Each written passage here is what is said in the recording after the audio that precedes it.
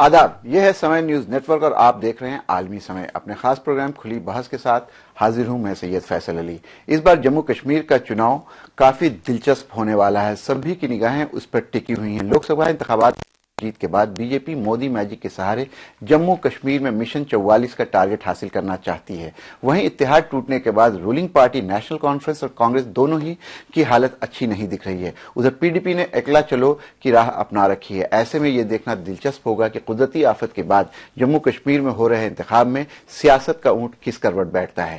BJP की हुकूमत बनाने में कामयाब होती है या फिर खिचड़ी सरकार आती है। इन्हीं सवालात का जवाब टटोलने के लिए हमारे साथ आज मौजूद हैं स्टूडियो में Congress तर्जुमान Chandan Yadav ji, national panthers party के लीडर स्वदेश डोगरा जी, सीनियर जर्नलिस्ट पूर्णिमा त्रिपाठी जी और ओबी के जरिए दिल्ली बीजेपी दफ्तर से हमारे साथ बहस में शामिल हो रहे होंगे बीजेपी के तर्जुमान और जनरल सेक्रेटरी श्रीकांत जी, और जम्मू स्टूडियो से पीडीपी के जनरल सेक्रेटरी दमन भसीन, और फोन लाइन के जरिए बहस में जुड़ेंगे नेशनल कॉन्फ्रेंस के सीनियर लीडर मुस्तफा कमाल साहब। आप सभी का खैर मकदम है। तो आइए शुरू करते हैं खुली बहस।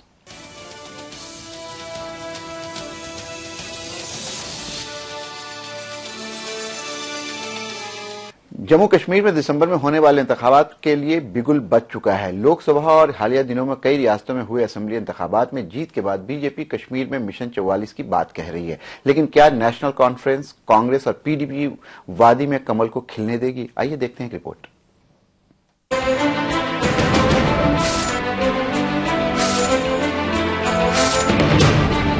जम्मू कश्मीर का इंतखाबी मैदान इस बार काफी दिलचस्प है। हालांकि ज्यादातर पार्टियां ये चाह रही थी कि रियासत में आई कुदरती आफत की वजह से इंतखाब कुछ दिनों के लिए टाल दिया जाए, लेकिन मोदी मैजिक से लबरेज बीजेपी रियासत में जल्द इंतखाब कराना चाहती थी और हुआ भी यही। बीजेपी मिशन 44 की बात कह रही है। बीजेपी और आरएसएस की इस देरीना ख्वाब को पूरा करने के लिए पार्टी दिल्ली से लेकर घाटी तक पूरी ताकत से लगी हुई है। दरअसल बीजेपी की नजर जम्मू और लद्दाख की 41 सीटों पर है। मुस्लिम अक्सरियत वाले कश्मीर की 46 सीटों के लिए बीजेपी ने 32 मुसलमानों को टिकट दिया है। खास बात यह है कि घाटी का वोट पाने के लिए बीजेपी ने आर्टिकल 370 का मुद्दा भी ठंडे बस्ते में डाल दिया है। Article 370 is there in the country, in the part of constitution. All that we said in the party at some point of time was that there are a lot of such things in the country which need to be discussed so that we can ensure that they work for the benefit of people. एक तरफ BJP article 370 का मुद्दा सर्दखाने में डालना चाहती है, लेकिन रियासत की दूसरी पार्टियों की तरह पीडीपी ने आर्टिकल 370 को ही इंतखाबी मरकज बना लिया है। पीडीपी के लीडर इंतखाबी तशहीर में इस मुद्दे को गरमाकर वोट हासिल करने की कोशिश कर रहे हैं। 370 दफा को न हिंदुस्तान की पार्लियामेंट खत्म कर सकती है, न हिंदुस्तान की गवर्नमेंट खत्म कर सकती है, न जम्मू कश्मीर की असेंबली खत्म कर सकती है। दूसरी तरफ जम्मू कश्मीर के वजीर आला उमर अब्दुल्ला का कहना है कि घाटी में मोदी का कोई इफेक्ट नहीं। जम्मू कश्मीर की आवाम नेशनल कॉन्फ्रेंस को उनके अच्छे कामों की वजह से वोट करेगी। कश्मीर में तो अगर हम ये कहें कि मोदी फैक्टर है वो गलत है। कश्मीर में अभी तक तो नजर नहीं आया। अब उनको आने दीजिए, यहाँ जलसा करने दीजिए, फिर देखिए। बीजेपी किसी तरह भी जम्मू कश्मीर में अपनी सरकार बनाकर आरएसएस के अखंड भारत के सपने को पूरा करना चाहती है। पार्टी को जम्मू लद्दाख के हिंदू वोटों के अलावा माइग्रेंट कश्मीरी पंडितों के वोट पर पूरा भरोसा है। लेकिन कांग्रेस का कहना है कि बीजेपी अगर पोलराइज करके हिंदुओं का वोट हासिल करने की कोशिश करती है तो वो जमहूरियत के लिए खतरनाक होगा। कोई अगर बीजेपी कहेगा कि कश्मीरी पंडित उनकी जेब में है तो ये बहुत गलत बात है, और उनका सोच ही गलत है कि अगर वो मजहबी बुनियाद पे जम्मू के हिंदुओं और कश्मीर के हिंदुओं को समझते हैं कि बीजेपी के साथ है, ये बुनियादी तौर पर कश्मीरियत के खिलाफ है और जमहूरियत के खिलाफ है। जम्मू कश्मीर इंतखाब में बीजेपी पहले से ही दिखाने की कोशिश कर रही है कि नेशनल कॉन्फ्रेंस और कांग्रेस रेस में है ही नहीं, उनका असल मुकाबला पीडीपी से है।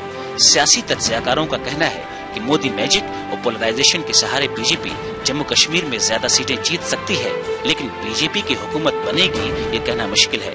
देखना दिलचस्प होगा कि बीजेपी कश्मीर की बर्फीली फिजा में अपना कमल खिला पाती है या नहीं। जम्मू कश्मीर से सनम तसद्दुक और दिल्ली से जब्बार खान के साथ ब्यूरो रिपोर्ट आलमी समय। आपने ये रिपोर्ट देखी, जाहिर सी बात है सारी पार्टियों के अपने दावे हैं, अपने वादे हैं, लेकिन जो सबसे बड़ा स्टेक इस पूरे इलेक्शन में है वो भारतीय जनता पार्टी का है। वो भारतीय जनता पार्टी जिसकी क़यादत नरेंद्र मोदी कर रहे हैं और बहुत बड़ा दावा यह किया गया है कि 44 सीटों के साथ वहां पे सरकार बनाएगी। और जब 44 सीट की बात करते हैं तो बिल्कुल ये तय है कि 44 खुद अपना भारतीय जनता पार्टी के खुद के बलबूते पे आएगा।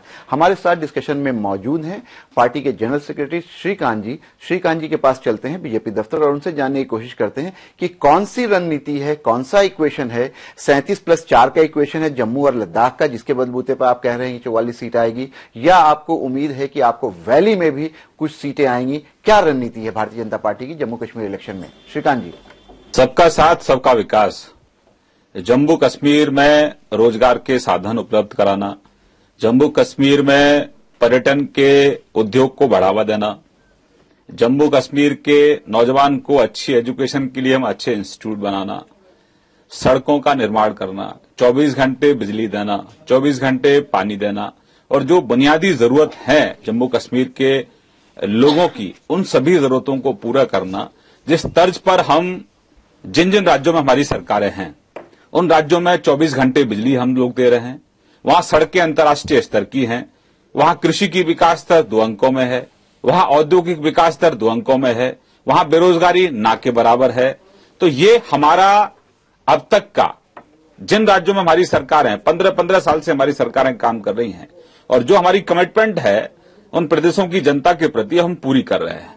अब देश की जनता ने हमको मौका दिया, माननीय मोदी जी देश के प्रधानमंत्री बने, हमने पेट्रोल के दाम कम किए, हमने मतलब पेट्रोल के दाम भी आपने कम किए हैं श्रीकांत जी? प्रधानमंत्री जी की है वो सब पेट्रोल के दाम भी अब सरकार ने कम किए हैं। जनधन योजना हो जी जी, पेट्रोल के दाम तो दुनिया जानती है, सर्वविदित है कि जाहिर सी बात है अंतर्राष्ट्रीय मार्केट में जब ब्रेंट की प्राइस गिरती है तो पहले कम नहीं होते थे, पहले भी कम होते थे क्रूड ऑयल के दाम, कच्चे तेल के दाम, लेकिन उसका फायदा तेल कंपनियों को मिलता था, उसका फायदा इस देश के गरीब आवाम को नहीं मिलता था जनाब। अच्छा ठीक है। तो ये विजन है, ये नेतृत्व है, ये दूरदृष्टि है कि जो भी फायदा अगर कहीं थोड़ी बहुत भी अगर आपको हो रहा है तो उसका सीधा फायदा इस देश के गरीब आदमी को हो, इन पूंजीपतियों को और ऑयल कंपनियों को क्यों फायदा हो। चलिए, तो ये है नेतृत्व क्षमता, नेतृत्व और इसी आधार पर हम जम्मू कश्मीर के आवाम के बीच में हैं। सुशासन विकास के लिए आप हमको चुनिए, क्योंकि नरेंद्र भाई मोदी सुशासन और विकास के ब्रांड एम्बेसडर हैं। आप मोदी जी के साथ चलिए, इसलिए जम्मू कश्मीर का चौमुखी विकास होगा।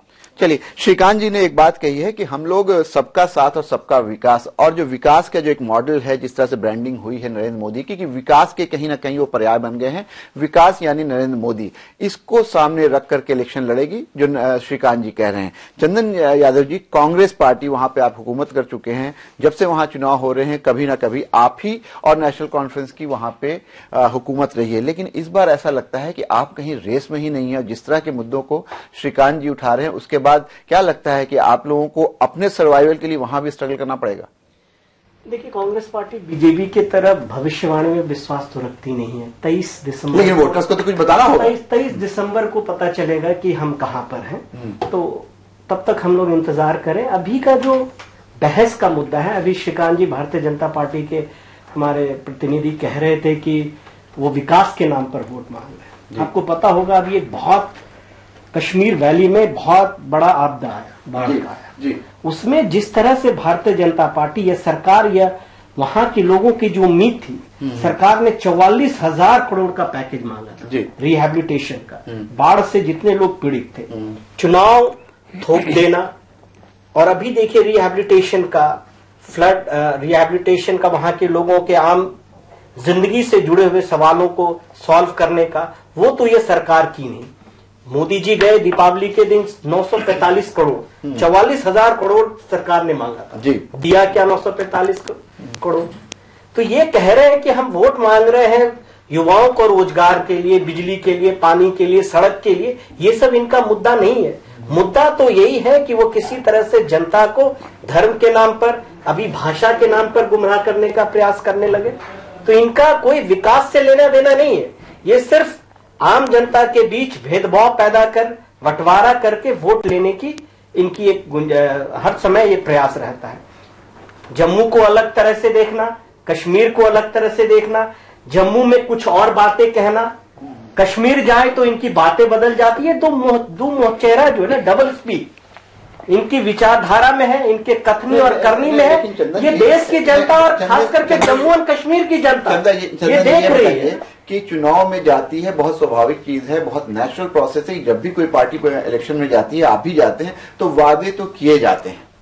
तो ये वादे तो वो कर रहे हैं, उनके पास कम से कम कुछ कहने को तो है। वो बता रहे हैं कि हम विकास की बात करेंगे, हम जम्मू में टूरिज्म की बात करेंगे, हम जम्मू में इंडस्ट्रीज की बात करेंगे। मेरा सवाल आपसे ये है कि आप लोगों ने इतने लंबे समय तक वहां पे हुकूमत की है, तो आप इन सारी चीजों को जिसका वादा आज कर रहे हैं यहाँ पे श्रीकांत जी, इन चीजों को आप करने में फेल क्यों हुए? नहीं, आप देखिए, जब हमारी सरकार थी, आजाद साहब मुख्यमंत्री थे जी, तब आप देखे होंगे जो जम्मू एंड कश्मीर में कानून व्यवस्था हो, टूरिज्म का हो, हमने बहुत सारे एयर स्ट्रिप्स बनाए, वहां पर विकास का एक मॉडल दिया।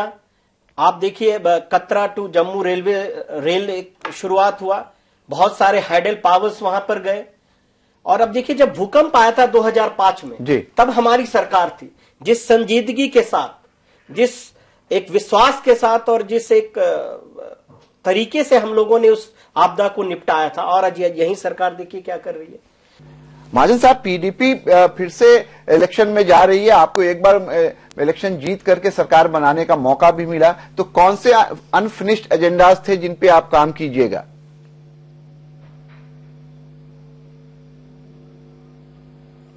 देखिए, ऐसा है कि जिस वक्त 2002 में हमने सरकार बनाई, उस वक्त एमएलए का नंबर तीनों पार्टियों में से कांग्रेस, नेशनल कॉन्फ्रेंस और पीडीपी वो सामने थी। उनमें से सबसे ज्यादा नंबर एमएलए का नेशनल कॉन्फ्रेंस का था, दूसरे नंबर पे कांग्रेस थी और हमारे पास सिर्फ 16 एमएलए थे।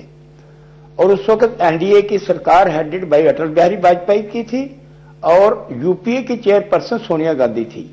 लेकिन दोनों ने इस वक्त महसूस किया कि अगर जम्मू कश्मीर को आज कोई सही दिशा दे सकता है जी, अगर किसी के पास विजन है, वो एक ही पार्टी है और एक ही लीडर है, उसका नाम है मुफ्ती मोहम्मद सैयद और पीडीपी पार्टी। चलिए, उनका विजन ही बता दीजिए, क्या विजन है, कौन सा मुद्दा है? 2005 तक, क्योंकि पिछले जी उसमें सबसे बड़ा विजन हमारा ये है कि एक गुड गवर्नेंस और लोगों का जो है ट्रस्ट जीतना जी। ये दो मुद्दे जो हैं, ये शुरू से आज दिन तक जो है इसकी कमी रही है। पिछले 65 साल में कहीं भी जो दिल्ली में जो लोग बैठे हैं at the helm of affairs, जो ट्रस्ट डेफिसिट लोगों के में है जम्मू कश्मीर के लोगों में जी, वो सबसे बड़ा मुद्दा वो है। और दूसरा है एक अच्छी सरकार देना, जिससे कि लोगों में एक विश्वास पैदा हो, जिसमें ट्रांसपेरेंसी हो, जिसमें अकाउंटेबिलिटी हो। आपसे एक सवाल करना चाहूंगा कि जिस तरह से भारतीय जनता पार्टी दावा कर रही है कि 44 सीटों के साथ वो वहां पे सरकार बनाएगी, आप बीजेपी के इस दावे को कैसे देखते हैं?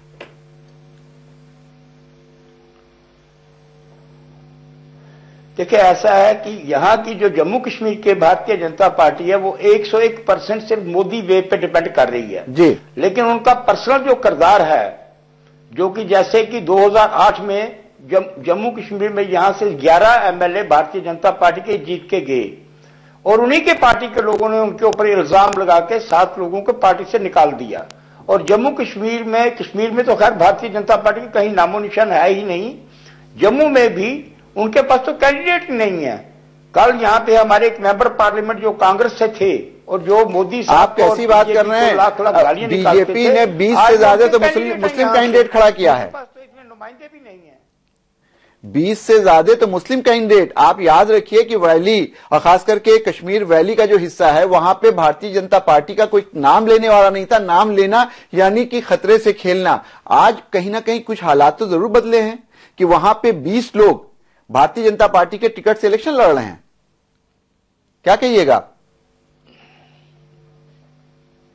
देखिए, उससे पहले भी ये सिर्फ एक फोबिया क्रिएट किया जा रहा है। आगे भी भारतीय जनता पार्टी के अपने कैंडिडेट खड़े करते थे, लेकिन कोई भी कैंडिडेट जमानत बचाने के काबिल नहीं था। और आज भी यही हशर इनका होगा कि कुछ डिस्करेंटेड लोग मिल जाते हैं, उनको चाहिए सिर्फ अपना नाम, और वो उस नाम के लिए वो किसी पार्टी में का भी मैंडेट लेने के लिए लड़ने के लिए तैयार। चलिए, हमारे साथ नेशनल पैंथर्स पार्टी की लीडर स्वदेश डोगरा यहाँ पे मौजूद हैं, उनसे जानने की कोशिश करते हैं। 2002 के इलेक्शन में जो उनका की सीट थी, 2008 में जब इलेक्शन हुआ तो एक सीट कम हो गई थी, और इस बार ये इलेक्शन हो रहा है जिसमें मोदी वेव है। क्या लगता है स्वदेश कि इस बार पैंथर पार्टी को भी कहीं ना कहीं नुकसान उठाना पड़ेगा? किन मुद्दों पे इलेक्शन होगा कश्मीर में? मैं सबसे पहले आपको ये बता दूं कि मोदी वेव जम्मू कश्मीर में नहीं है। जैसे कि मैं आपको हवा में बात कर रही हैं, जो बात कह रहे हैं कि 44 सीट आ रही है, और उससे क्या मैं कह देती हूँ हम 87 के 87 जीतेंगे, उससे क्या होता है कहने से? कहने को आप कुछ भी कह दो, इंडिपेंडेंट कंट्री में रहते हो जी, लेकिन 44 कहाँ से जीतेंगे? अगर ये बात करते हैं जम्मू की, 37 सीटें हैं जम्मू में जी जी, और उसमें से 4 लद्दाख में है, 4 लद्दाख में है। अगर उनको ये लगता है कि हमने जम्मू की लोकसभा की सीटें निकाली हैं, लद्दाख की निकाली हैं, उनको ये नहीं भूलना चाहिए कि सिर्फ 32 वोटों से जीते हैं वो लद्दाख में। ठीक है, तो ऐसा नहीं है कि सारे लद्दाख की सीटें वो निकाल लेंगे। रही जम्मू की 37 सीटों की लड़ाई, तो 37 सीटों में से बीजेपी की 15 भी नहीं आएंगी, ये हम आपको कह रहे हैं। जो वेव की बात है, बीजेपी ने हमेशा ही धर्मवाद जातिवाद पे लड़ाई लड़ी है। ठीक है, हर इलेक्शन पे उन्होंने कोई ना कोई मुद्दा उठाया है। पिछली बार इससे मुद्दा था जब बम बोले का मुद्दा था, हिंदू लोगों को उन्होंने हिंदू वर्सेस मुसलमान वोट करवा दिया लास्ट टाइम जी, और हिंदुओं को उन्होंने उकसाया कि बम बोले के नाम पे कितने बच्चे शहीद हो गए, कितनी माओं की गोदी उजड़ गई। रिजल्ट क्या निकला? 11। आपकी बार 11 भी नहीं आएंगे। नहीं, आपने अभी कहा 15 आएंगे। 15 भी नहीं आएंगे। उसकी मैं आपको कह रही हूँ 37 सीटों में से डिस्ट्रीब्यूट होंगी। अच्छा, उसमें से बीजेपी को कितनी मिलती है वो आने वाला वक्त बताएगा। लेकिन जो आपकी पार्टी का क्या रहेगा? आपका एक एरिया है, उसमें आपको 4 सीटें आती थी, पिछले इलेक्शन में 3 सीट आई है। देखिए, लेकिन पिछली बार क्या हुआ वो एक अलग बात है, लेकिन इस वक्त मैं आपको ये बताती हूँ कि पैंथर्स पार्टी की मोर देन 10 सीटें आएंगी। पैंथर्स पार्टी एकमात्र पार्टी है जो जम्मू के डोगरों के हित के लिए लड़ती आई है और लड़ती रहेगी। इस बार जम्मू का वोट उसको मिलेगा, जम्मू के डोगरों का वोट उसको मिलेगा जो जम्मू को पहाड़ी डोगरा स्टेट बनाने की हिम्मत रखता हो। जब बात करता हूँ तो क्या ये भाजपा जम्मू के आपको ये नहीं लगता स्वदेश की जिस तरह जो बात आप कह रही हैं, इससे लग रहा है कहीं ना कहीं मतों का विभाजन होगा, वोट जो है वो डिस्ट्रीब्यूट होंगे। और ये हमेशा माना गया है कि हिंदुस्तान में जहां भी इलेक्शन होते हैं, चाहे नेशनल इलेक्शन या असेंबली इलेक्शन, जब वोट डिस्ट्रीब्यूट होता है एमंग पार्टीज, तो उसका सीधा फायदा भारतीय जनता पार्टी को मिलता है। और ऐसी स्थिति कश्मीर में भी होती दिख रही है। कश्मीर में भाजपा जो है अपनी जमानत भी नहीं बचा पाएगी, और जम्मू की सीटों पे जो है उसका फायदा बीजेपी को नहीं जाएगा, उसका फायदा बीजेपी को नहीं जाएगा। चलिए, आपने बातचीत सुनी, जाहिर सी बात है सारी पार्टीज के यहाँ पे नुमाइंदे हैं, वो अपनी अपनी बात कर रहे हैं। यहाँ पे एक न्यूट्रल पर्सपेक्टिव के लिए हमारे साथ मौजूद है पूर्णिमा त्रिपाठी, द हिंदू ग्रुप से एसोसिएटेड हैं, वहां पे डिप्टी एडिटर हैं। उनसे जानने की कोशिश करते हैं कि क्या स्थिति लग रही है उनको एज ए जर्नलिस्ट। क्या ये लग रहा है कि मिशन 2044 जो है वो बीजेपी अचीव कर लेगी, या उसका दावा भी कुछ अपनी इससे बढ़ करके है? फैजल साहब, इस इलेक्शन में हमें 2 चीज ध्यान रखना है। पहले ये कि मोदी वेव है, उस वेव पर बीजेपी राइड कर रही है, इस चीज को हम डिनाई नहीं कर सकते। मोदी वेव है यार, मोदी वेव है। पिछले एक्सपीरियंसेस देख लीजिए, हरियाणा में जहां बीजेपी का कोई एग्जिस्टेंस नहीं था, वहां आज उनकी सरकार बन चुकी है। महाराष्ट्र में जहां बीजेपी कभी अपने बलबूते पे अकेले नहीं लड़ी, वो जितनी टोटल सीटों पे लड़ती नहीं थी शिवसेना के साथ अलायंस करके, उससे ज्यादा वो अपने बलबूते पे जीत के आ गई है। तो एक ये थोड़ा सा शिफ्ट हुआ है पॉलिटिकल डायनामिक्स, उस डायनामिक्स को हमें ध्यान रखना चाहिए कि थोड़ी सी रीजनल पार्टियों की अहमियत धीरे धीरे कम होती दिखाई दे रही है। वो हमने हरियाणा में देखा, वो हमने महाराष्ट्र में देखा, और वो ट्रेंड्स अब झारखंड और जम्मू कश्मीर में जहां चुनाव होते दिख रहे हैं उसमें भी हमें शायद देखने को मिले। लेकिन पूर्णिमा, यहाँ पे आपको रोकूंगा, इसलिए कि ये माना जाता है कश्मीर की जो पॉलिटिक्स है वो झारखंड और महाराष्ट्र और हरियाणा की तरह नहीं है, बहुत डिफरेंट है। वहां पे एक तो उसकी जो डेमोग्राफी है वो भी, और दूसरे कि वहां के जो मुद्दे हैं वो भी रेस्ट ऑफ द कंट्री से अलग हैं। तो ऐसी स्थिति में क्या लगता है कि मोदी की वो वेव जिसकी आप बात कर रही, वो कश्मीर में भी उतनी ही इफेक्टिव होगी? वो अभी थोड़ा सा अनप्रेडिक्टेबल एक सिनेरियो है जिसके ऊपर हम डेफिनेट कुछ नहीं कह सकते हैं। लेकिन थोड़ा मोदी जिस तरह से एग्रेसिवली इस बार बीजेपी ने अपने को पिच किया है पावर में आने के लिए, उतना एग्रेसिवली हमने उनको पिछले कभी किसी इलेक्शन में देखा नहीं था। खास करके कश्मीर में, खासकर हम कश्मीर की ही बात कर रहे हैं, खास करके कश्मीर में। तो इस बार जो वो उन्होंने एक अपने आप को एज अ रूलिंग पार्टी अपने आप को प्रोजेक्ट कर दिया है, जैसे उसका हो सकता है लोगों की साइकी पे कोई असर पड़े। दूसरा, हम कॉन्टेक्स्ट एक और ध्यान रखें, वहां पे अभी बहुत भयानक बाढ़ आई और वो इंडिपेंडेंट इंडिया में पहली दफा हुआ कि इतनी बड़ी नेचुरल कैलामिटी से वैली जूझ रही थी। और जिस तरह से उस वक्त मोदी ने प्रोएक्टिव अप्रोच लिया उसको, लेकिन ये तो कह रहे हैं, कांग्रेस वाले कह रहे हैं कि उन्होंने पूरा नहीं किया, जिस तरह का एफर्ट करना चाहिए था नहीं कर पाए। नहीं, जिस तरह से प्रोएक्टिव अप्रोच मोदी ने उस वक्त लिया और जिस तरह से उस समय सेना को बिल्कुल समय गंवाए बगैर जिस तरह से डिप्लॉय करके रिलीफ का काम किया गया, वो लोग उस समय भी अप्रिशिएट कर रहे थे। और ये फील्ड से यानी आपको लग रहा है कि जो कश्मीर ट्रेजेडी के वक्त बीजेपी और प्राइम मिनिस्टर का जो रोल रहा उसका फायदा होगा। एज अ सेंटर की तरफ हॉस्टिलिटी हो सकता है थोड़ी सी, उस वजह से कम हुई है क्योंकि लोगों ने सेंटर को और सेंटर की जो रिप्रेजेंटेटिव वहां पे आर्मी है एक नए पर्सपेक्टिव में देखा है। तो हो सकता है उसका फायदा मिले। और मोदी जी जो खुद आउटरीच कर रहे हैं, दीपावली में हमें तो याद नहीं पड़ रहा है किसी प्राइम मिनिस्टर ने श्रीनगर में जाके लोगों के साथ दिवाली मनाने की इच्छा जाहिर भी की हो, जाके मनाना तो दूर की बात है। तो वो अपने आप को उनका फैमिली हेड की तरह से प्रोजेक्ट कर रहे हैं और शायद ये कनेक्ट काम कर जाए। पूर्णिमा का कहना है कि जिस तरह से मोदी जी ने जो नेचुरल क्लैमिटी वहां पे हुई, जिस तरह से प्रोएक्टिव होकर के वहां पर रोल निभाया और उसके बाद दीपावली में जिस तरह से जाकर के वहां पे हेड ऑफ द फैमिली की तरह अपने आप को प्रोजेक्ट किया, शायद इन चीजों का फायदा मिल सकता है। लेकिन यहाँ पे जो पैंथर्स पार्टी के लीडर हैं वो और कांग्रेस के जो नुमाइंदे हैं चंदन यादव, ये दोनों इस बात से इत्तेफाक नहीं रखते। लेकिन यहाँ वक्त हो गया ब्रेक का, ब्रेक के बाद वापस आएंगे तो इसी मुद्दे पर बातचीत जारी रहेगी। लेते हैं ब्रेक।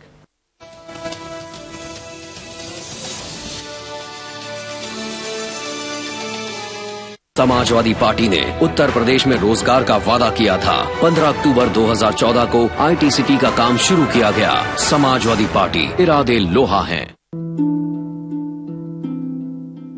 मैंने कब सोचा था मेरी जिंदगी यूं बदल जाएगी। सब कुछ इतना अच्छा था, एक अच्छा पति, 2 प्यारे बच्चे, लेकिन तंबाकू ने सब बदल दिया। अब इस फैलते हुए कैंसर को मेरे चेहरे से काटना पड़ेगा। अब कुछ भी पहले जैसा नहीं होगा। तंबाकू ने मेरी जिंदगी नष्ट कर दी। खैनी, गुटखा, तंबाकू, जर्दा, पान मसाला आपका जीवन उजाड़ देते हैं।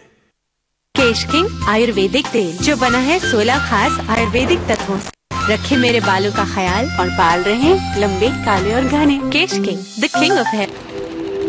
एक तरफ कोई देश की इज्जत के लिए जान दे रहा है तो दूसरी तरफ कोई देश की इज्जत को नीलाम कर रहा है। एक तरफ कोई हमारी संस्कृति की परवरिश कर रहा है तो दूसरी तरफ कोई उस संस्कृति का अपमान कर रहा है।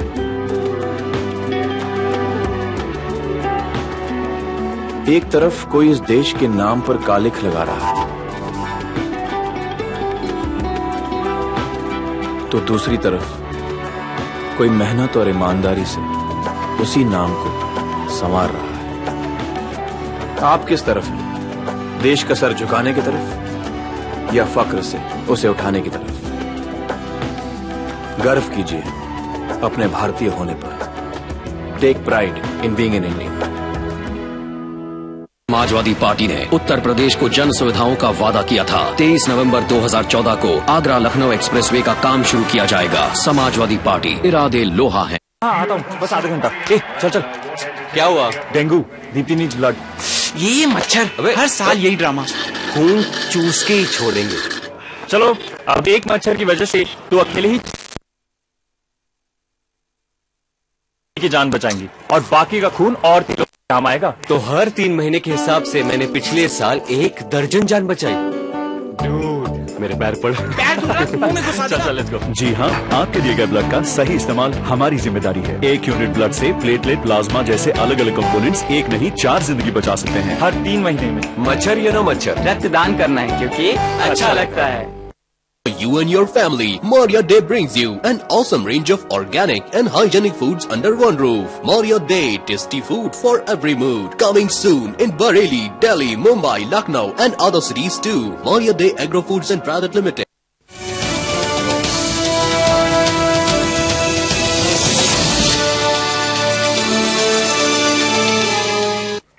नाज़रीन, ब्रेक के बाद आपका एक बार फिर खैर मकदम है। ब्रेक पे जाने से पहले हम बातचीत कर रहे थे कश्मीर में हो सकता है, पूर्णिमा त्रिपाठी का यह मानना था कि जो नेचुरल कैलेमिटीज वहां पे हुई और जिस तरह से बाढ़ के बाद मोदी जी ने वहां पे प्रोएक्टिव होकर के थोड़ा काम किया, उसका फायदा मिल सकता है। दिवाली में वहां जाकर के दिवाली मनाने का भी शायद उनको फायदा मिल सकता है। लेकिन इन सारी चीजों के बीच एक बहुत अहम मुद्दा है जो कहीं पीछे छूट गया है, वो ये है कि जिस तरह से इलेक्शन के मोड में आने के बाद पार्लियामेंट्री इलेक्शन की बात करें और अब कश्मीर इलेक्शन की बात करें, तो जो कोर एजेंडाज और इश्यूज बीजेपी के होते थे वो एक एक करके पीछे धकेले जा रहे हैं। अभी कश्मीर में इलेक्शन है और इनका मेन मुद्दा होता था आर्टिकल 370। हमारे साथ मौजूद हैं श्रीकांत जी, बीजेपी के स्पोक्समैन हैं। श्रीकांत जी के पास चलते हैं और जानने की कोशिश करते हैं कि क्या सत्ता के लिए अपने जो कोर इश्यूज थे बीजेपी उससे अब किनारा कर रही है, या अभी ये चर्चा भी हो रही है कि जो कश्मीर में मैनिफेस्टो रिलीज होगा शायद उसमें बीजेपी 370 को मेंशन भी नहीं करेगी। क्या आप बता सकते हैं कि क्या भारतीय जनता पार्टी में कुछ ऐसा हुआ है कि इन सारे मुद्दे, चाहे वो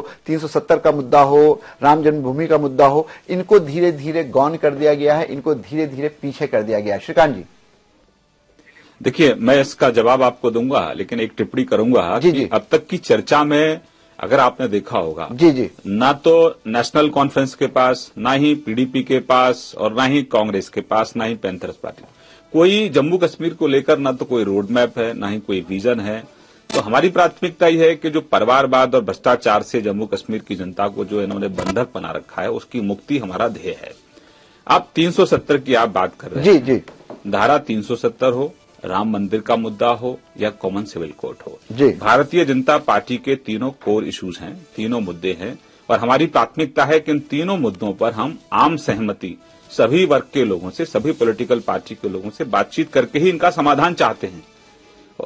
और 370 पर हमने ये पहले कहा है, माननीय प्रधानमंत्री जी कह चुके हैं कि भाई 370 पर चर्चा तो करो कि इससे किसको फायदा हो रहा है, क्या जम्मू कश्मीर के आवाम को इससे फायदा हो रहा है या मात्र कुछ परिवारों को फायदा हो रहा है जो केंद्र से पैसा तो लेते हैं। आप बहुत इंपॉर्टेंट बात कह रहे हैं, विकास नहीं करते हैं। आप एक इंपॉर्टेंट बात कह रहे हैं श्रीकांत जी कि बिताते हैं कि चर्चा होनी चाहिए, आर्टिकल 370 पे चर्चा होनी चाहिए। आपने सही कहा कि चर्चा होनी चाहिए, लेकिन एक चीज और है कि जब चर्चा की बात करते हैं तो आर्टिकल 370 जो है उससे कहीं ना कहीं कश्मीरी, जम्मू एंड कश्मीर के जो लोग हैं वही प्रभावित हैं और उन्हीं के लिए वो आर्टिकल 370 है। तो चर्चा कहां होनी चाहिए, पूरे भारत में या जम्मू एंड कश्मीर के रीजन में?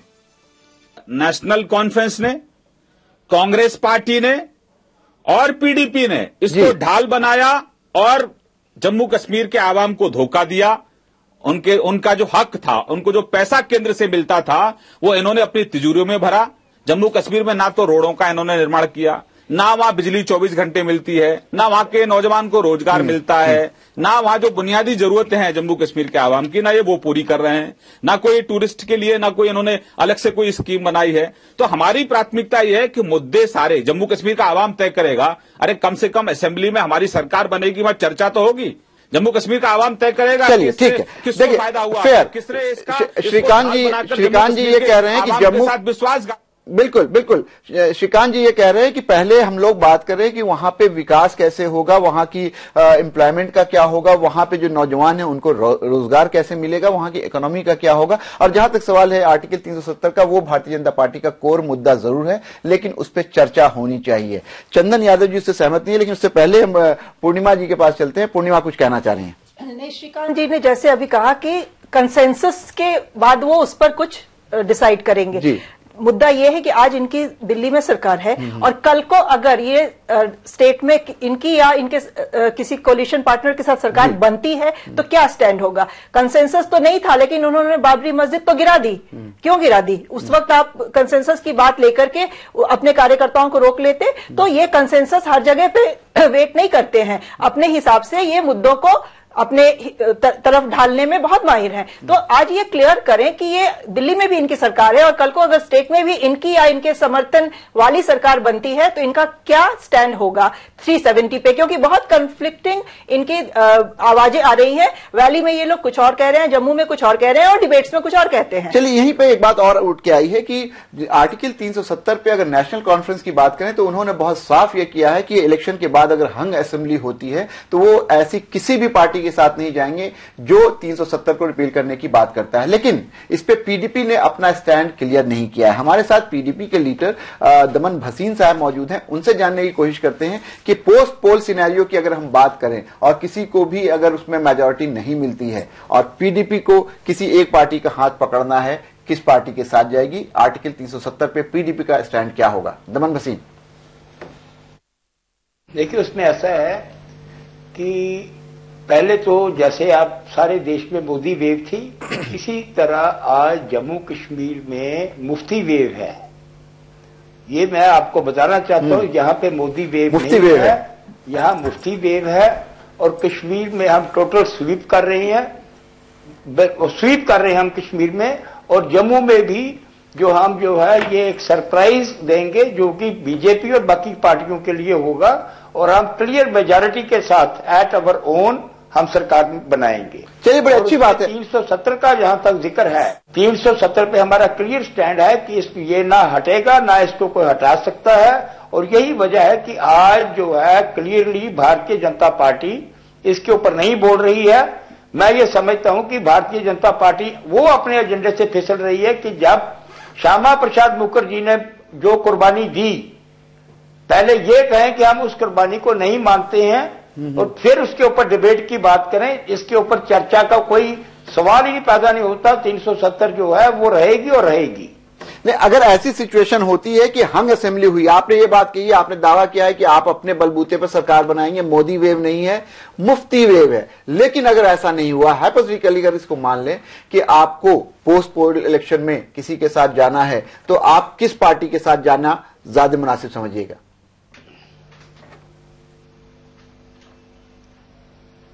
देखिए, उसमें हम भारतीय जनता पार्टी के लिए की तरह अपॉर्चुनिस्टिक पॉलिटिक्स नहीं करते कि जो अपना टाइम टू टाइम में अपना स्टैंड बदले। चाहे हम अगर अपोजिशन में भी बैठना पड़े तो हम जो किसी भी समीकरण में हम ये 370 के मुद्दे के ऊपर कॉम्प्रोमाइज नहीं करेंगे। 370 के मुद्दे पर कॉम्प्रोमाइज नहीं करेंगे। स्वदेश, आपने सुना पीडीपी का बहुत क्लियर स्टेटमेंट है। दमन भसीन साहब कह रहे हैं कि 370 पे हम कॉम्प्रोमाइज नहीं करेंगे, अपॉर्चुनिस्टिक पॉलिटिक्स नहीं करेंगे। आपसे जानना चाहते हैं पैंथर पार्टी का इस पूरे तनाजे पे, इस पूरे इशू पे क्या स्टैंड? पैंथर्स पार्टी ये कहती है कि धारा 370 को नहीं हटाया जा सकता, बट उसमें अमेंडमेंट किया जा सकता है। जैसे कि आप जानते हैं, दिल्ली की गवर्नमेंट, सेंट्रल गवर्नमेंट, दिल्ली की पार्लियामेंट को जम्मू कश्मीर के बारे में कोई भी बिल बनाने का अधिकार नहीं है जी। तो उसमें अमेंडमेंट किया जा सकता है कि दिल्ली की सेंट्रल गवर्नमेंट, दिल्ली की पार्लियामेंट में जम्मू कश्मीर के बारे में भी बिल पास हो सके। ठीक है, उसमें सिर्फ संशोधन किया जा सकता है, उसको हटाने के बाद सोचा भी नहीं जा सकता। इसकी प्रोविजन है कॉन्स्टिट्यूशन में? बिल्कुल है। वो एक जाहिर सी बात है, वो एग्रीमेंट के बाद हुआ है, तो संशोधन किया जा सकता है, हटाया नहीं। कैसे संशोधन? उसका क्या होगा तरीका? कैसे आप कीजिएगा संशोधन? आप, यही तो मुद्दा है पूरा कि आर्टिकल 370 के साथ कोई छेड़छाड़ की जा सकती है, नहीं की जा सकती है। आप कह रहे हैं की जा सकती है, क्या तरीका होगा? उसमें अमेंडमेंट किया जा सकता है, उसमें संशोधन करके उसमें इस तरीके के बिल पास करवाए जा सकते हैं कि सेंट्रल गवर्नमेंट, पार्लियामेंट जो है जम्मू कश्मीर के बारे में बिल बनाने में उसको राइट दिया जाएगा। चलिए, जो कि आज की चंदन जी, आप बहुत देर से कुछ कहना चाह रहे हैं। एक तो आर्टिकल 370 पे आपने सुना, दो इंपॉर्टेंट पार्टीज हैं, पीडीपी और भारतीय जनता पार्टी, और आपने पैंथर्स पार्टी का भी आपने जो ये है स्टैंड है वो आपने सुन लिया। एक बात बताइए कि अगर हंग असेंबली होती है, जिसके बारे में भी बात की जा रही है कि दावे अपनी अपनी जगह है, लेकिन हो सकता है किसी को भी क्लियर मेजॉरिटी नहीं मिले, तो ऐसी स्थिति में क्या, अगर आपको दिखता है कि पीडीपी थोड़ी बड़ी पार्टी हो गई है, तो आप अपने जो पुराने एलाइज रहे हैं नेशनल कॉन्फ्रेंस, उनको डंप करके, जाहिर सी बात अभी आप उनके साथ अलायंस में नहीं भी हैं, आप उधर जाएंगे? देखिए, वो 23, याद रखिए एक बार आपको उन्होंने पहले भी धोखा दिया है। नहीं, वो तो 23 दिसंबर के बाद ही पता चलेगा। तो इस चर्चा अभी हम ये कर रहे थे क्या मुद्दे हैं चुनाव में जी। मुझे लगता है कि सांप्रदायिक पार्टियों का एक नेचर होता है जी कि मुखौटा वो पहन करके आते हैं। उसका असली चुनाव में मुखौटा उन्होंने पहन रखा है विकास का, लेकिन असली मुद्दा उन्होंने बताया 370 है। और ये जो दोहरी नीति है, आज श्रीकांत जी को यहाँ पे क्लियर करना पड़ेगा कि 370 को लेकर के वो जम्मू में कुछ जनता को वादा दे रहे हैं और कश्मीर में कुछ दे रहे हैं। राज्य एक है, तो ये जनता को गुमराह करके जिस तरह से काला धन के बारे में पूरे देश में प्रचार प्रसार करके कहा हम लाएंगे, वहां पर उन्होंने कुछ नहीं किया।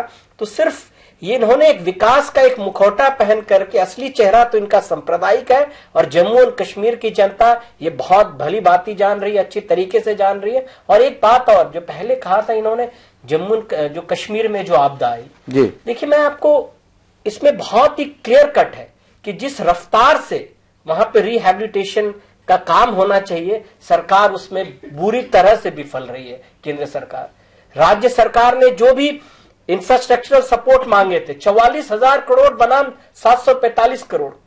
और हिंदुस्तान में 29 मुख्य त्योहार हैं, ईद भी है, दीपावली भी है। जम्मू एंड कश्मीर की जनता ये तमाम चीजें देख रही है, लेकिन यहाँ पे एक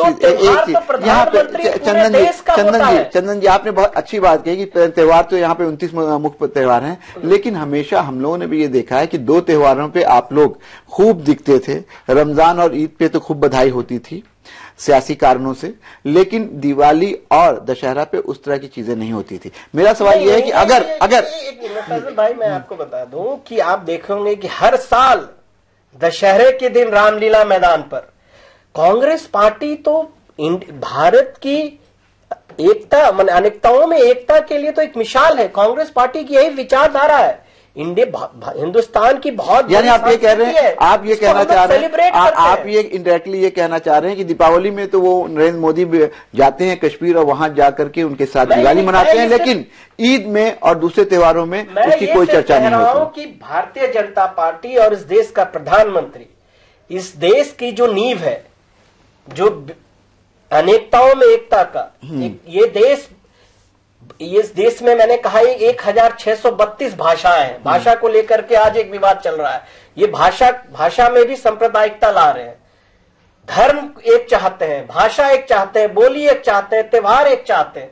ये देश को समझ नहीं पा रहे। इनके विचारधारा है देश को इस तरह से चलिए पूर्णिमा हमारे साथ हैं। पूर्णिमा से जानना चाहूंगा कि जो बात चंदन कह रहे हैं उसमें दम है कि जाहिर सी बात है यूनिटी इन डाइवर्सिटी जो है वो इंडिया की स्ट्रेंथ है, उसकी ताकत है, लेकिन कहीं ना कहीं एक हर चीज को एक ही धारा और एक ही जो मुख्य धारा कहा जा रहा है उससे जोड़ के देखा जा रहा है। ऐसे में क्या लगता है कि इस तरह की राजनीति, खास करके अगर हम कश्मीर की बात करें जहां बहुत सारी विभिन्नताएं हैं, बहुत सारे लोग हैं, अगर कश्मीरी पंडित हैं तो डोगराज भी हैं, गुर्जर भी हैं, मुसलमान भी हैं, शिया भी हैं, सुन्नी, वैसी जगह पे क्या ये रणनीति कारगर होगी? नहीं, सिर्फ ये रणनीति कारगर होगी हम ये नहीं कह रहे हैं। हमें लगता है कि कश्मीर में लोग इतना उकता चुके हैं वहां की मिस मैनेजमेंट ऑफ गवर्नेंस से कि लोग चाहते हैं कि एक अच्छी सरकार आए जो अच्छा शासन दे सके, और उसके लिए वो शायद थोड़ी सी चीजों को अनदेखी करना चाहेंगे तो उसमें कोई आश्चर्य नहीं होना चाहिए।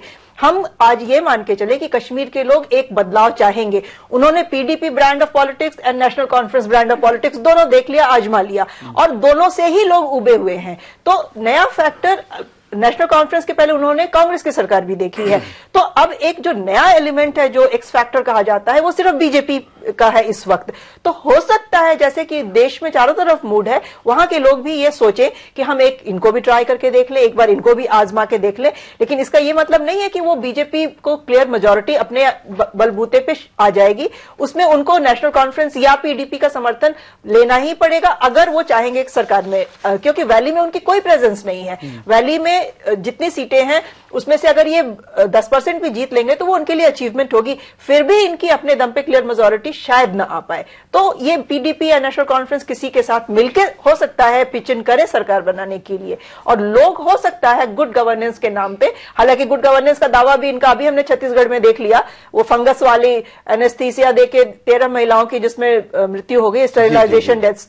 तो गुड गवर्नेंस का इनका भी दावा कोई बहुत साफ सुथरा नहीं है। आपसे यही सवाल करना चाह रहा हूं कि गुड गवर्नेंस, विकास और सबका साथ, ये सारी चीजें सुनने में बड़ी अच्छी लगती हैं, इनकी साउंड बाइट्स अच्छी आती हैं, लेकिन अभी तक अगर 6-7 महीने की बात हम करें तो कहीं ना कहीं ये लगा है कि अभी तक ये सिर्फ नारे हैं, ये जमीन पे सच्चाई नहीं बन पाए हैं। क्या आपको लगता है अगर हम ये कहें कि जो सपनों के सौदागर हैं नरेंद्र मोदी, जिस तरह से उन्होंने सपने बेचे हैं भारत में, जाहिर सी बात उसके खरीदार हैं, क्या उसी तरह से वो वहां पे भी सपनों का ताना बाना बुनने में कामयाब हो जाएंगे? शायद लग रहा है कि वो जैसे कश्मीरी अपनी शॉल लेके आते हैं प्लेन्स में बेचने के लिए, तो ये सपने लेके इस बार वहां पहुंचे हैं बेचने के लिए, और हो सकता है इनको वहां खरीदार मिले। चलिए, आपको एक बात याद दिलाए पूर्णिमा कि जिस तरह से कश्मीर में इलेक्शन की तैयारी है, हम लोग सारे लोग अभी गियर अप कर रहे हैं, चाहे मीडिया हो या दूसरी पॉलिटिकल पार्टीज हो, कांग्रेस और दूसरे लोग, लेकिन जो जानकारी मिल रही है 2013 से कॉन्स्टेंटली भारतीय जनता पार्टी वहां पे काम कर रही थी। राम माधव वहां पे मौजूद थे, जो अभी भारतीय जनता पार्टी के जनरल सेक्रेटरी हैं, और उनकी पहली मुलाकात मुफ्ती बशीरुद्दीन साहब से हुई, और भी बहुत सारे लीडरान से वो मिलते रहे। यानी कि चुनाव 2014 के अंत में है, 2013 से तैयारी चल रही थी। मैं जानना चाहूंगा दमन भसीन साहब से कि जिस तरह से राम माधव वहां पे कैंप किए हुए हैं, दूसरे सारे बड़े लीडर्स वहां पे कैंप किए हैं, आरएसएस के लोग वहां पे कैंप किए हुए हैं, यानी कि कहीं ना कहीं ये एजेंडा मोदी जी का अभी है 2014 में चुनाव जीतने के बाद, सरकार में आने के बाद, ऐसा नहीं है, बल्कि ये सोच पहले से थी बीजेपी की कि वहां पे सरकार बनानी है, वहां पे इनरोड्स बनानी है, और 2 साल पहले से इसकी तैयारी शुरू की गई थी। आपको क्या लगता है, जिस तरह से राम माधव जी की मुलाकात मुफ्ती बशीर से हुई, सज्जाद लोन से हुई, मोहम्मद यासीन साहब से हुई, इस तरह की मुलाकातों से यानी जो छोटे छोटे पार्टीज है, छोटे छोटे जो प्रेशर ग्रुप्स हैं, उनका कोई असर पड़ेगा भसीन साहब? देखिए, उसमें ऐसा है, पहले तो मैं पूर्णिमा जी के जो बात कही गुड गवर्नेंस की जी, तो इसमें मेरा ख्याल ये ज्यादती है कि पीडीपी का नाम इन्होंने शामिल किया, क्योंकि पीडीपी का 2002 से लेकर 2005 तक जो डायरेक्ट मुफ्ती सईद जिसके चीफ मिनिस्टर रहे, उसी का नतीजा है कि आज जो कश्मीर में पीडीपी की इतनी पॉपुलैरिटी है। और दूसरा, बीजेपी जो है, अगर सज्जाद लोन साहब से आज लोन पे एमएलए मांग रहे हैं, आज वो अगर जा रहे हैं, तो पहली चीज ये है उनसे ये पूछना चाहिए कि क्या ये अपॉर्चुनिस्टिक पॉलिटिक्स नहीं है कि एक एजेंडा सारे भारतवर्ष में आप लेकर घूमते हैं और कश्मीर में जाकर आप बिल्कुल यू टर्न लेते हैं, और इसका कोई भी कश्मीर की जनता पे असर होने वाला नहीं है। और मैं आज भी, और 23 तारीख जब रिजल्ट निकलेगा, आप मेरी बात याद रखेंगे कि भारतीय जनता पार्टी को कश्मीर वैली में जितनी भी सीटें होंगी सबकी जमानत जब्त होगी, एक भी सीट भारतीय जनता पार्टी नहीं जीत सकती। जहां तक तल्लक है जम्मू प्रोविंस का, सिर्फ ये हिंदू कार्ड खेल के, क्योंकि वहां माधव जी जो काम कर रहे हैं वो उनकी बात पे कोई भी आवाम यकीन करने के लिए तैयार नहीं है। तो यही एक बात है कि पिछले 65 साल में, चाहे वो कांग्रेस सरकार रही, आज चाहे भारतीय जनता पार्टी सरकार है, ये जो अपीजमेंट पॉलिसी जो पहले कांग्रेस किया करती थी, वही आज भारतीय जनता पार्टी कर रही है। और मैं ये समझता हूं कि कांग्रेस का ही एजेंडा चुरा के आज राम माधव जी कश्मीर में वही बातें कर रहे हैं जो कश्मीर कांग्रेस के लीडर पहले किया करते थे। चलिए, और इसका कोई असर होने वाला नहीं है। दमन भसीन ये कह रहे हैं कि राम माधव साहब का वहां पे मिलना जुलना या जिस तरह का एजेंडा वो वहां पे कर रहे हैं, जो चीजें कर रहे हैं, वो कांग्रेस का ही वो तरीकाकार है जिसको वो अपना रहे हैं, और उसका कोई फायदा नहीं होगा। यहाँ पे वक्त हो गया है ब्रेक का। ब्रेक के बाद वापस आएंगे तो जानने की कोशिश करेंगे कि वहां पे जो एक 12-14 पार्टियों का एक यूनाइटेड फ्रंट बना है जिसका नाम है अवामी मुत्तहिदा महाज, ये छोटी पार्टियों का एक अलायंस है, इसका क्या रोल होगा पोस्ट इलेक्शन में। लेते हैं ब्रेक।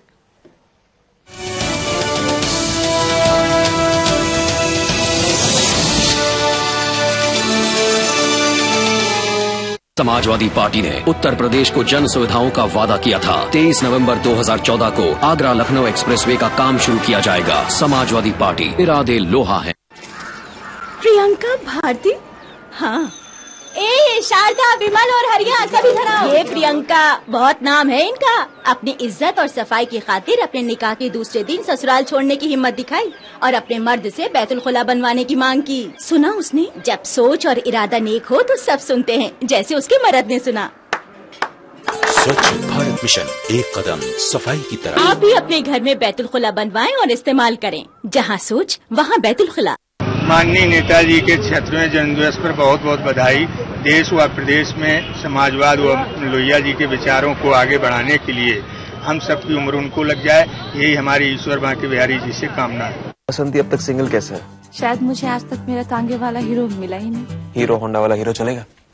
इश्क तेरा मेरा रब से ज्यादा। खूबसूरत हो, डायनामिक हो, मैथ्स में भी अच्छी हो, वहां से कब मिला? Oh God.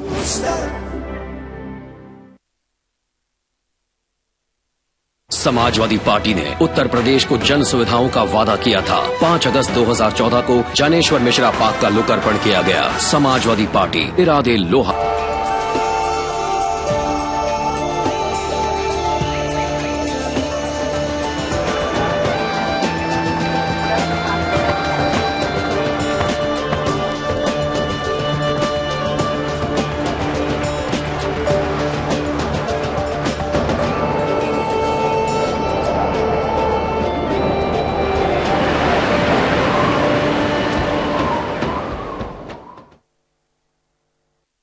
केश किंग आयुर्वेदिक तेल जो बना है 16 खास आयुर्वेदिक तत्वों से।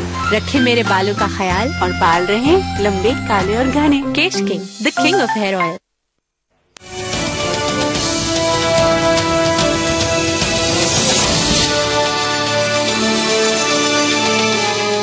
ब्रेक के बाद आपका एक बार फिर खैर मकदम है। हम बातचीत कर रहे हैं कि इलेक्शन अभी जो कश्मीर में होने वाला, उससे पहले 2 साल पहले से राम माधव और भारतीय जनता पार्टी की दूसरे फंक्शनरीज हैं वो वहां पे कैंप किए हुए थे और पूरे तौर पे वहां पे जो छोटे छोटे लोग हैं, जो छोटा प्रेशर ग्रुप्स है, वो लोग जो कभी इंसर्जेंट्स रहे थे, जो सेपरेटिस्ट रहे थे, उन लोगों से भी बातचीत कर रहे हैं और कहीं ना कहीं पूरे तौर पर इलेक्शन में वहां पे 44+ सीट लाने की कोशिश कर रहे हैं। लेकिन उनके दावे में कितना दम है, इसको कोई भी मानने को तैयार नहीं है। एक बात बिल्कुल तय है कि इस बार के इलेक्शन में छोटी पार्टियों का भी रोल दिख रहा है, चाहे वो सज्जाद लोन की पार्टी हो, चाहे वो एक अम्ब्रेला ऑर्गेनाइजेशन जो बना है यूनाइटेड फ्रंट, जिसको मुत्तहदा अवामी महाज कहा जा रहा है, वो लोग भी कहीं ना कहीं इलेक्शन को थोड़ा स्विंग करेंगे या पोस्ट इलेक्शन सिनेरियो में अगर उनके पास 2-4 सीटें होंगी तो सरकार बनाने में अहम रोल अदा करेंगे। जानने की कोशिश करते हैं, हमारे साथ नेशनल कॉन्फ्रेंस के मुस्तफा कमाल साहब फोन लाइन पे जुड़ गए हैं, उनसे जानने की कोशिश करते हैं कि जो स्मॉलर पार्टीज हैं उनका क्या रोल रहेगा इस बार कश्मीर के इलेक्शन में। मुस्तफा साहब, जहां तक स्मॉलर पार्टीज का सवाल है, जैसे पीपुल्स कॉन्फ्रेंस है या बाकी एक नफरी 2 नफरी पार्टी है जी, उनका ज्यादा से ज्यादा चांस जो बनता है वो 1-8 सीट का जी, वो जहां के उनके अध्यक्ष हैं, जहां के उनके वो प्रेसिडेंट हैं जी, तो वो अपने इलाके में तो कोशिश करेंगे कि वो कम से कम वो सीट जीत पाए, लेकिन हालांकि पार्लियामेंट्री इलेक्शन में कुछ नहीं कर पाए थे। ऐसा लगता नहीं है, ऐसा लगता नहीं है कि वो छोटी पार्टियां जैसे सज्जाद गनी लोन की पार्टी हो जी, वो कुछ करे। ये तो जो रीजनल पार्टीज हैं, वेल एस्टेब्लिश्ड रीजनल पार्टीज हैं या जिन्होंने पिछले 10-12 साल से अच्छी खासी कामयाबी हासिल की है, उनका ही चांस है, आपस में ये सीटें बटेंगी। लेकिन छोटी पार्टी का तो मुझे कोई उम्मीद नहीं दिखती कि छोटी पार्टी का कोई एक मेंबर भी जो है ये इलेक्शन जीतेगा। चलिए, लेकिन आपसे ये जानना चाहेंगे मुस्तफा कमाल साहब कि ये जो छोटी पार्टियां हैं या अवामी मुत्तहदा महाज है, इन लोगों के फील्ड में रहने से कहीं ना कहीं इलेक्शन पे इसका तो असर पड़ेगा कि काफी वोट ये डिवाइड करेंगे और उससे सीधा नुकसान नेशनल कॉन्फ्रेंस को, पीडीपी को या कांग्रेस को होगा। वो तो अपने थोड़े बहुत वोट तो ले लेंगे जी। अब उसमें कितना नुकसान नेशनल कॉन्फ्रेंस को होगा? ना तो देखिए ना, जैसे जहां तक नेशनल कॉन्फ्रेंस का ताल्लुक है जी, ये पिछले 80 साल से पार्टी है जी, जम्मू कश्मीर में जी, जो है इसका वजूद है, कायम है और इसका कमिटेड वोटर है। इसका वोटर बिकाऊ नहीं है। मार्जिनल कोई 1%, 2% जो है, जो आप कह सकते हैं 3% है या 5% तक भी मैं कहूंगा जी जी, लेकिन उससे ज्यादा है नहीं। यहाँ कमिटेड वोटर है, या इसका वोटर है या इसका वोटर नहीं है जी। कभी भी लोग ये नेशनल कॉन्फ्रेंस की लीडरशिप ने और उसके जितने भी नेता हैं छोटे बड़े, उन्होंने कभी एक्सेप्ट नहीं किया है कि छोटे वो लोग आए, अपने आज आए और कल चले जाएं, वो फसली बटेर जिसको कहते हैं। तो वो इस किस्म की जो तरीकाकार है नेशनल कॉन्फ्रेंस ने उसको एनकरेज नहीं किया है।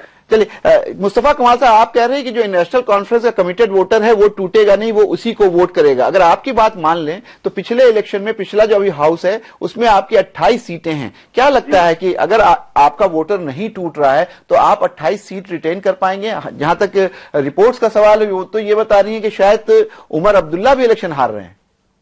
नहीं, वो तो ये है, देखिए ना, 2002 का वोट जो है हमारे खिलाफ नहीं था, वो नाराज वोट था जी, वो नाराज वोट था और उसमें और भी कई ऐसे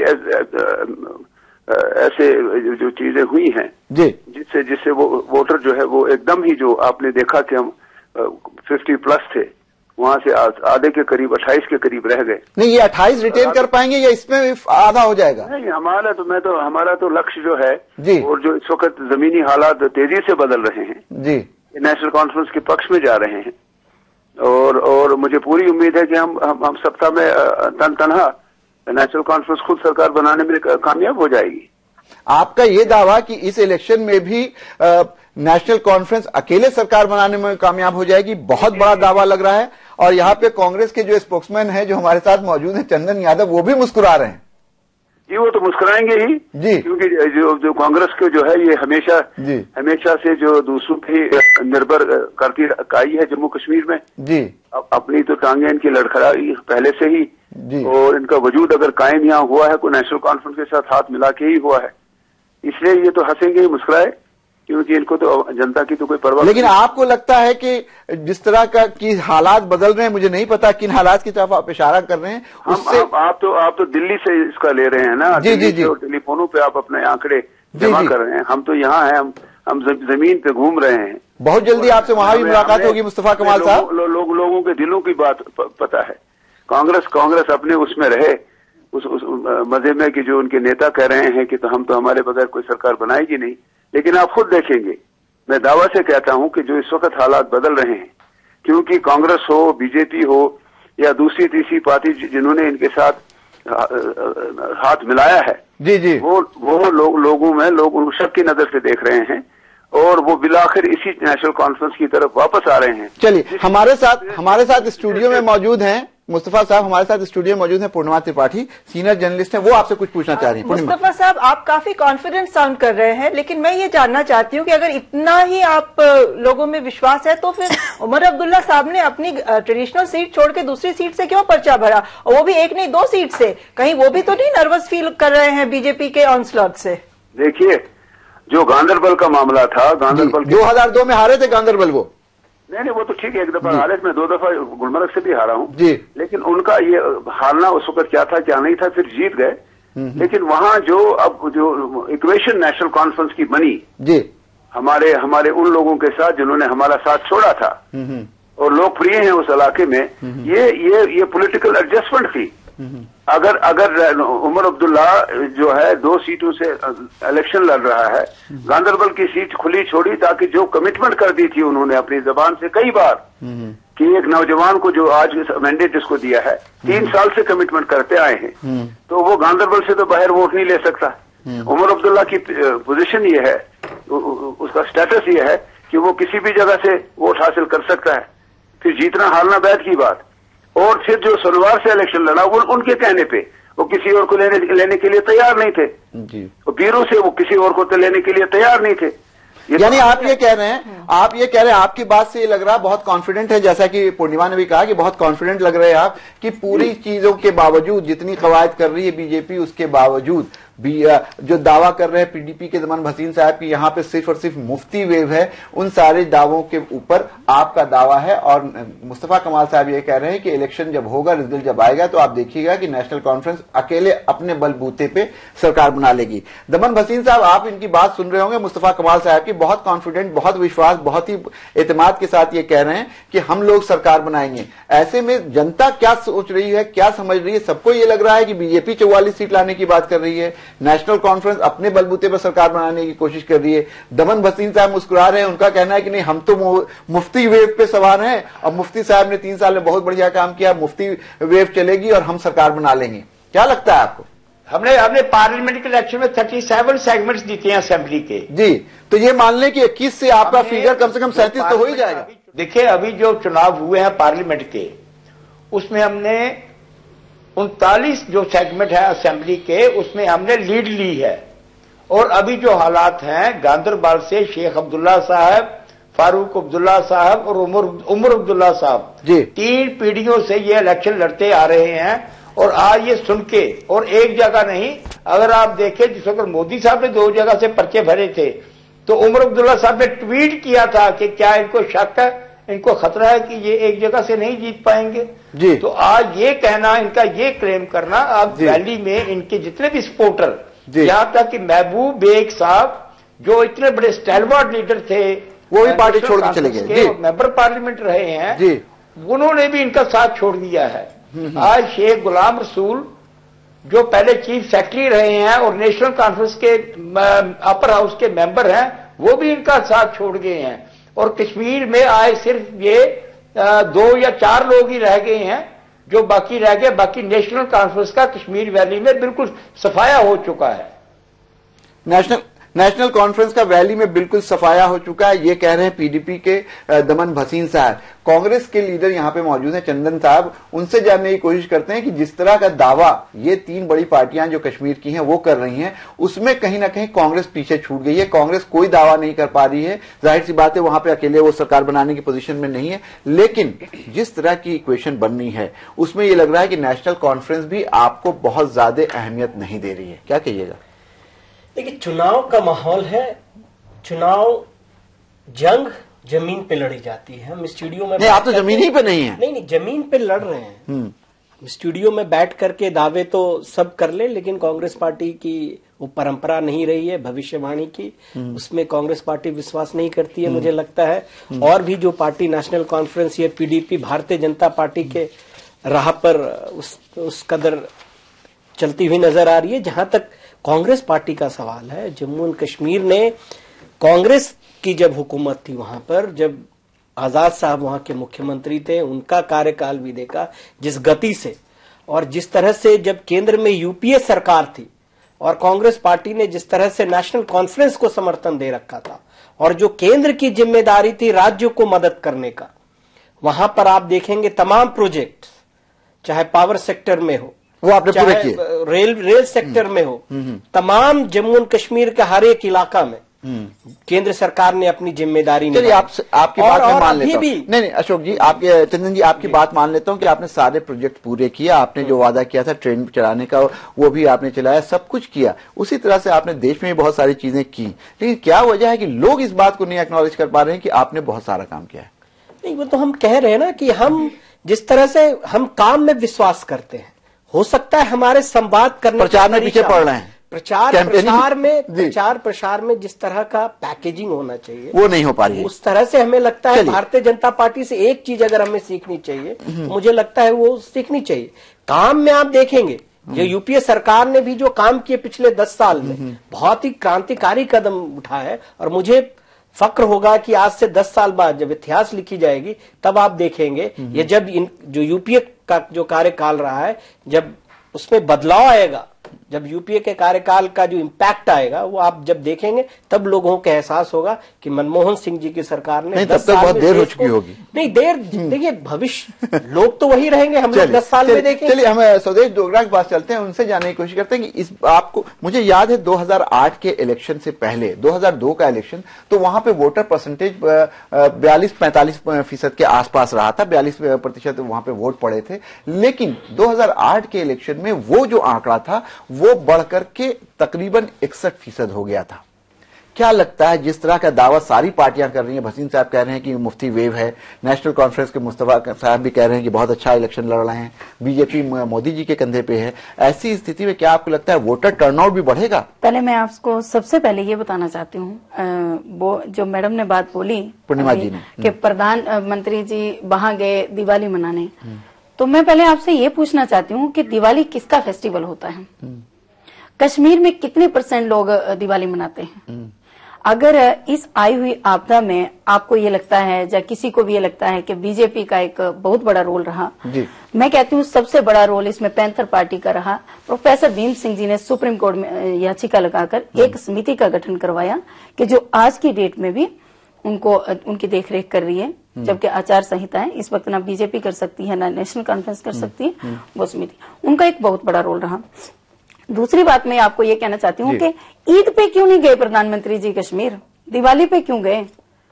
और इस पे बहुत बात हुई है, चंदन जी ने भी इस बात को उठाया। की आवाज में कहना चाहती हूँ कि डोगरों के जख्मों पर नमक छिड़कने के लिए प्रधानमंत्री जी श्रीनगर गए, डेड बॉडियां मलबे में डबी हुई थी और प्रधानमंत्री जी वहां दिवाली की मुबारकबाद देने जा रहे थे। हमारा डोगरों का कल्चर है, 1 साल तक भी कोई फेस्टिवल नहीं मनाया जाता है। अगर वो जम्मू जाते हम उस चीज को यूं चेंज कर लेते कि शायद ये शोक मनाने आए हैं हमारे पास, लेकिन वो कश्मीर में गए एंटरटेनमेंट करने गए, डोगरों के जख्मों पर नमक छिड़कने के लिए गए। दिवाली कश्मीरियों का नहीं, डोगरों का फेस्टिवल था और हमारी डेड बॉडियां मलबे में दबी हुई थी, वो दिवाली मनाने का। चलिए, आपने एक बहुत ही इमोशनल बात यहाँ पे की है, लेकिन पूर्णिमा आपसे चलते चलते जानना चाहेंगे कि जिस तरह की अभी इलेक्शनरिंग हो रही है, जिस तरह की मोदी जी के इलेक्शन में हम लोगों ने देखा नेशनली भी कि वोट परसेंटेज काफी ऊपर गया है, कश्मीर में ट्रेडिशनली वोट बहुत कम होता है।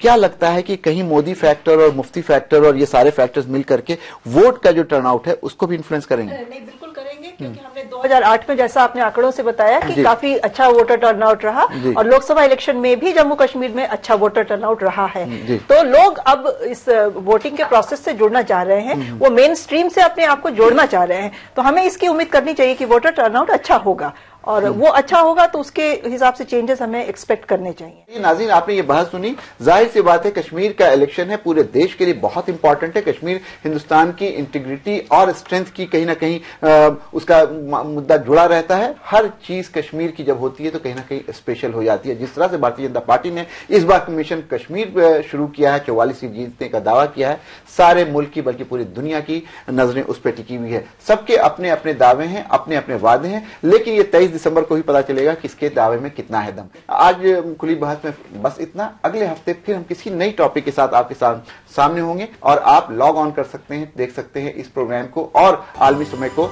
समयlive.com पर भी। मुझे इजाजत दीजिए, आदाब।